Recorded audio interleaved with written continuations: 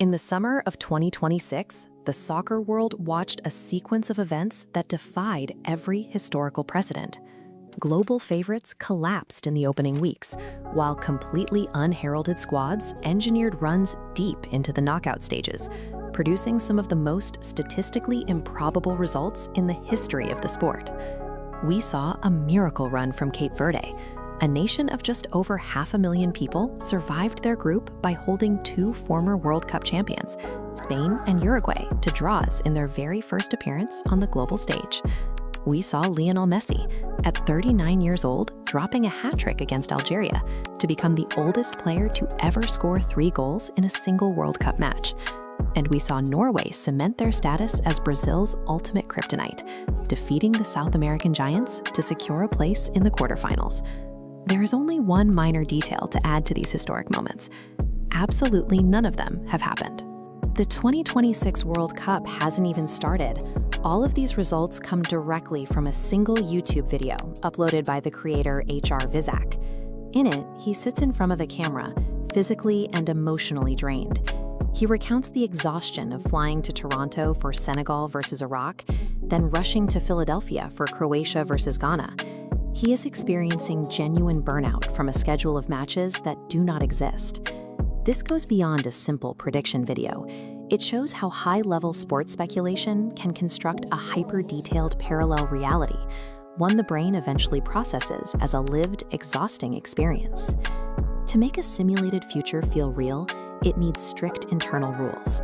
In this specific universe, underdog victories are earned through a rigid application of tactical logic, rather than mere fantasy. Mauricio Pochettino is cited as the specific catalyst for the United States' offensive evolution. In this timeline, his arrival altered the team's attacking patterns, allowing them to bypass defenses that previously shut them down. The simulation factors in environmental variables, like the blistering daytime heat of Philadelphia. This specific host city climate is used to explain why certain squads suffered physical endurance collapses during sun-drenched afternoon matches. Failure also serves a logical function. Uruguay's collapse is attributed to documented internal drama and the psychological weight of Marcelo Bielsa's management style, creating a believable atmosphere of organizational pressure. To ground these chaotic upsets, the timeline relies on a primary anchor: the highly organized defense of the Spanish national team. Their consistency provides the structural stability the rest of the simulation lacks.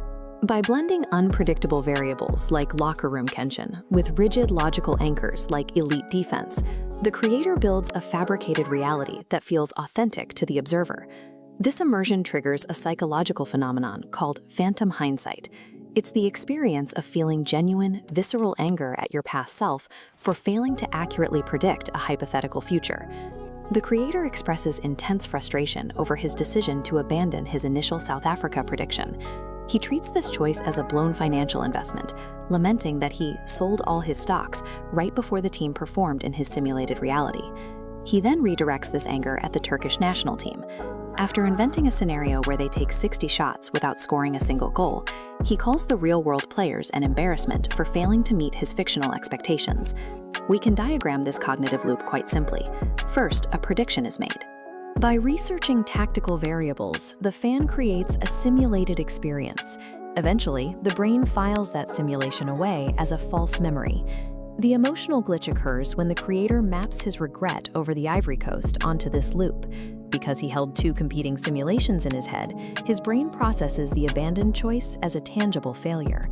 The human brain struggles to differentiate between the grief of a real-world loss and the grief of a meticulously simulated, hypothetical defeat. This isn't just one creator's obsession.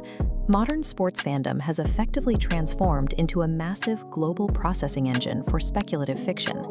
Months before the opening match, millions of fans fill out tournament brackets. They are pre-experiencing the emotional highs and lows of the event before a single ball is kicked. These branching timelines exist simultaneously across the globe, each one calculating specific permutations of weather, tactics, and player health. This global phenomenon represents an interactive, collaborative work of speculative fiction, one written and revised constantly by fans heavily invested in the lore of the sport.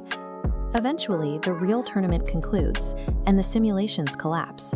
Millions of imagined realities are deleted, leaving only the single timeline that actually culminated in a champion.